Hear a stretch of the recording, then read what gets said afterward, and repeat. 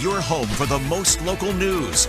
News 10 ABC in the morning starts now. Waking up to bitter cold temperatures, and it could cause some trouble when starting your car this morning, also leading to some school delays. They told me my truck was on fire. It was dripping liquid flames underneath the truck, which I couldn't see. Dripping flames, that snowplow. Good Samaritans running towards the fire to help rescue the driver. And wondering when a plow is coming to a street near you? The technology that's now being used by a local city comes in handy, but probably makes you a little more impatient. Right, because you Where see them are they? everywhere else but your neighborhood. Where? Good morning, everyone. Thank you so much for joining us. I'm Christina Arangio. And I'm Ryan Peterson. Let's get over to Jess, because we got to talk about the temperatures. It's causing some school delays this morning. It's going to warm up a little bit today. We're still staying below that freezing point, though. Yeah. Exactly, and that's the problem. I don't want to build this as a great afternoon, but it's better. And at this point, we're looking for any measurement to be better because of how windy, how miserable yesterday was. Today, this morning, we're still teetering on close to dangerously cold, depending on where you're waking up, especially outside of the immediate capital district. Yeah, heed the warning, the 2-hour delay is a good idea. Bus drivers, warm those buses up. Moms, dads, grandmas, and grandpas, if you have walkers to school, please make plans to drive them to school this morning. It is going to be, again, close to zero, if not slightly above or below zero here in Albany in the Capital District. But outside, it is double-digit sub-zero for so many, and the wind chill values are still double-digit sub-zero. Today, warming to a high of 20 is a little better as calmer winds are also in play. You might notice a wind at 5 or 10 miles per hour for some, but also some of you might notice the winds are not even measurable. It gets that much of a variable difference later on today. At 1 degree in Albany, 1 degree above zero, but a wind at 9 miles per hour. Man, is that wind chill still a bite at 14 below zero. So as you're waking up this morning, making plans at 6:32, we are under this wind chill advisory or wind chill warning until 7 a.m. But please know it can still be dangerously cold until 9 or 10. As these winds continue calming, that mercury budges to 20 finally. It is better. You'll notice the difference. But coming up, we still have to talk about tonight getting back down to 13 degrees. We're dry through the evening.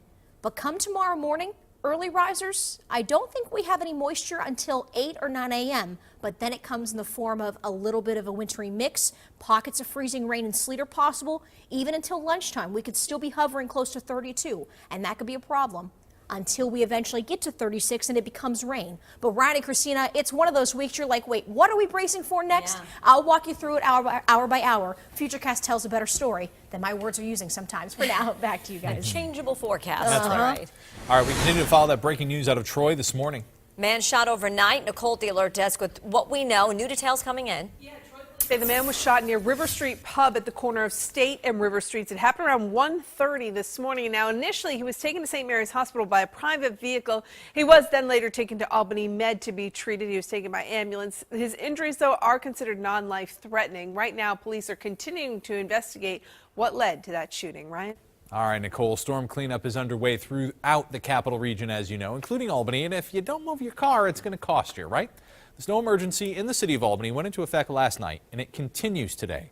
So beginning at 8 o'clock tonight, your car has to be moved to the odd side of the street for the next 24-hour period. If it's not on the correct side, you get a $50 ticket and most likely a tow. Owners of towed vehicles are asked to call the Albany Police Department's non-emergency line. It's right there on your screen right now, 518-438-4000.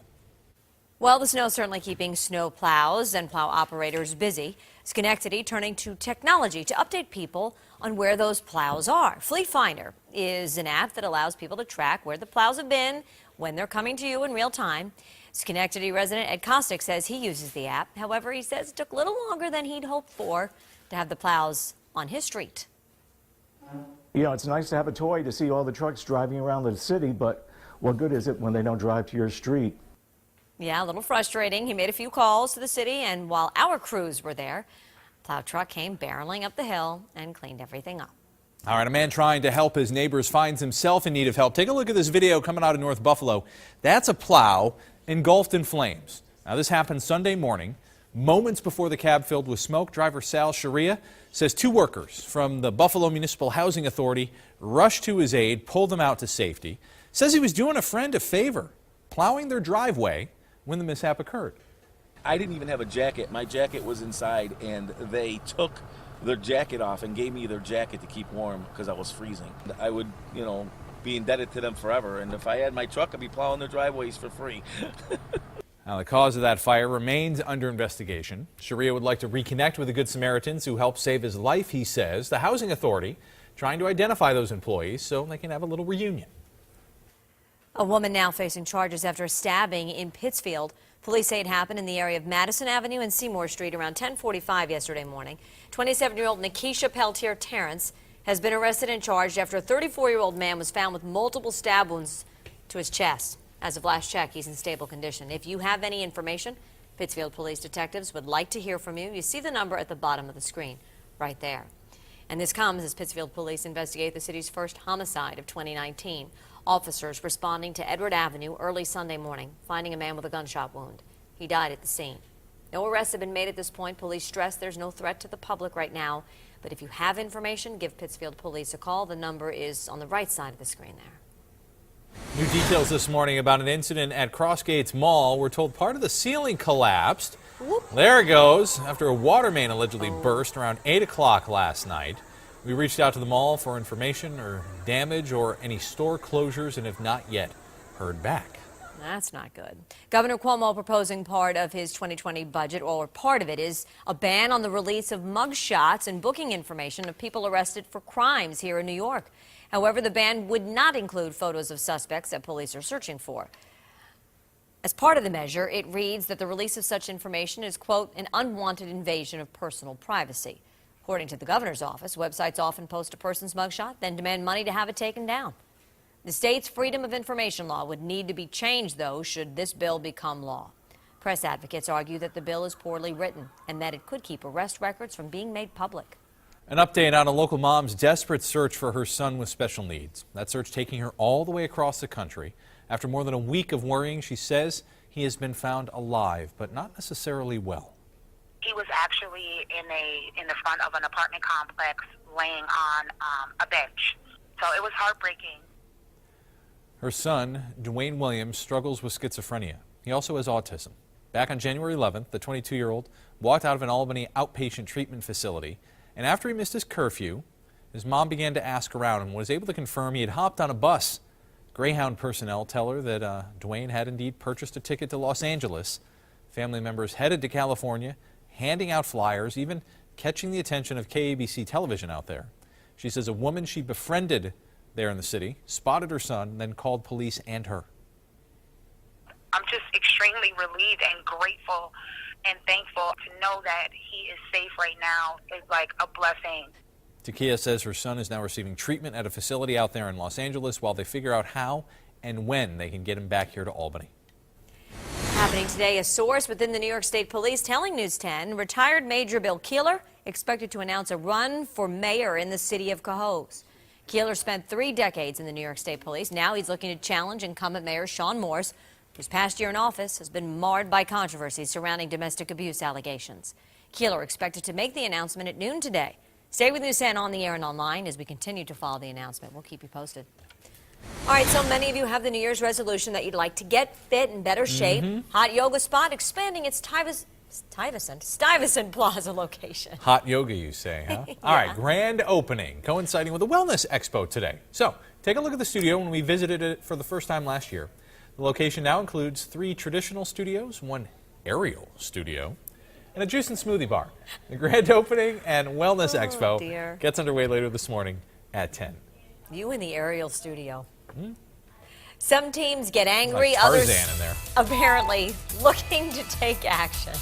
Some Saints players now calling for a do-over following that no call during the NFC Championship game. Oh, brutal. The rule that could actually allow them to play that game again. It exists.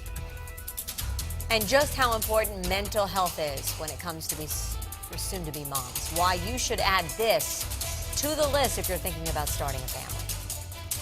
Reminder, we want to continue that Giving on 10 initiative we began over the holidays because we know giving back to the community doesn't end.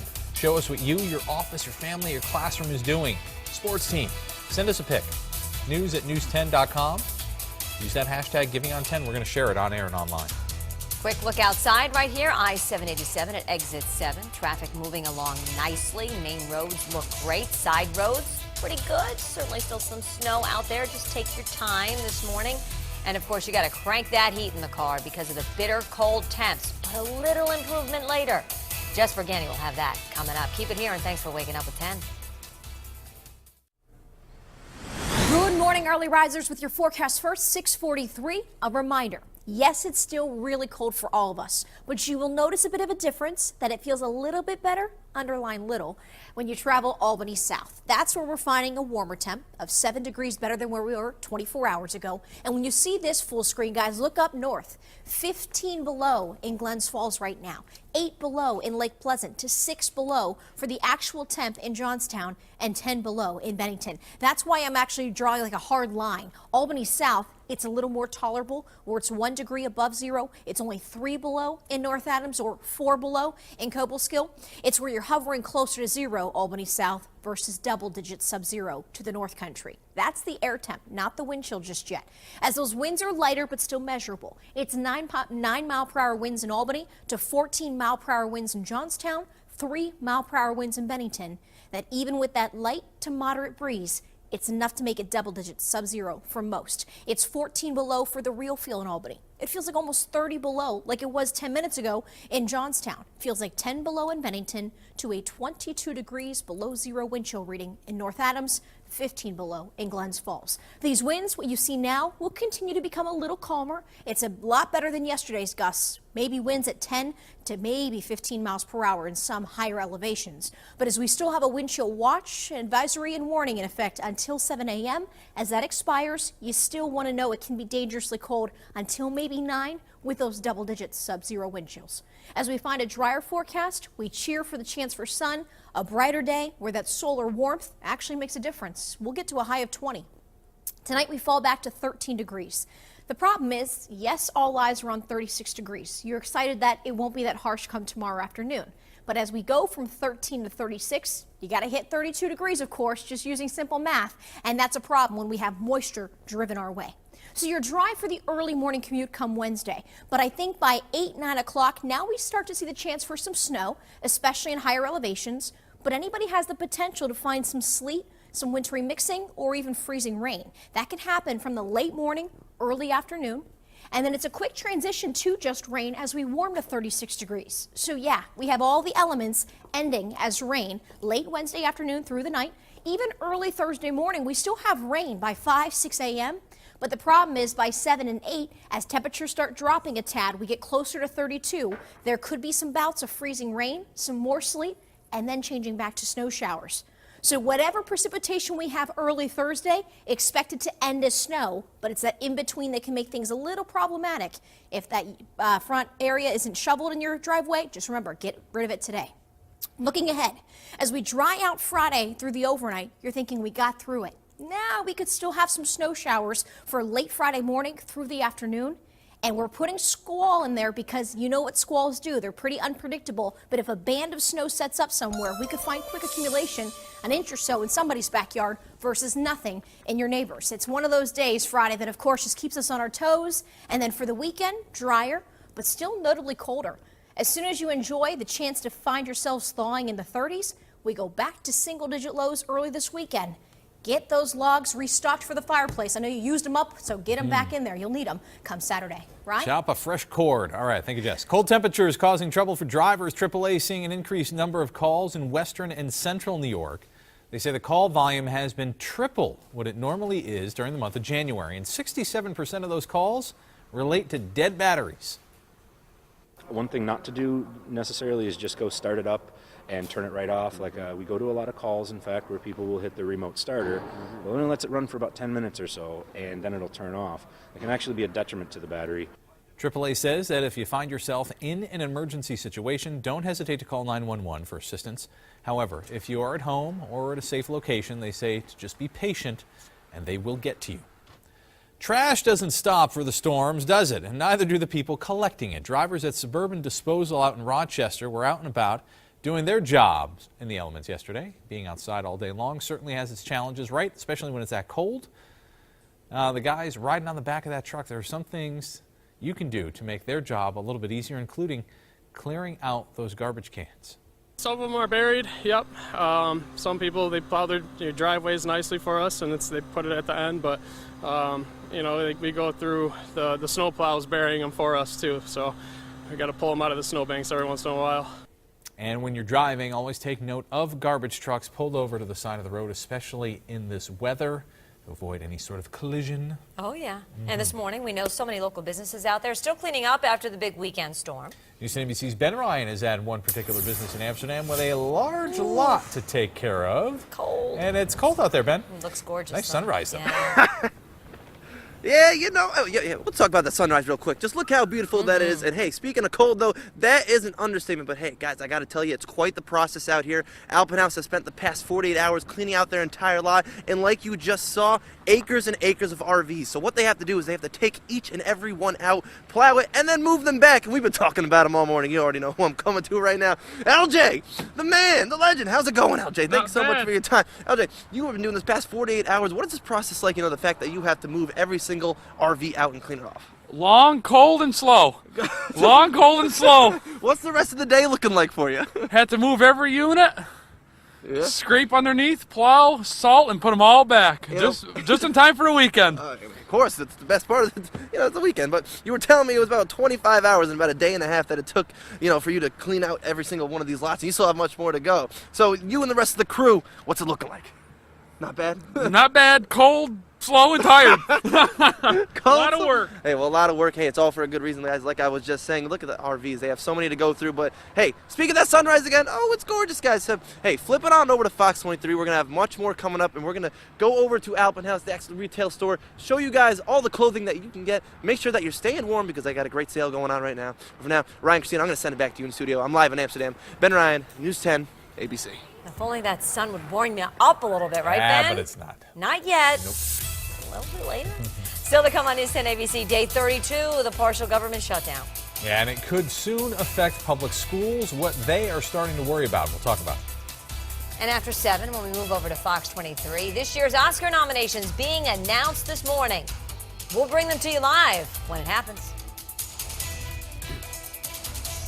Quick look outside here. 787 at exit 7. Smooth sailing traffic-wise, especially on the main thoroughfares. Some of those side roads still snow covered this morning, so be careful. Take a look at that forecast in detail. And once again with Jess after this. You're watching News 10 ABC, your home for the most local news.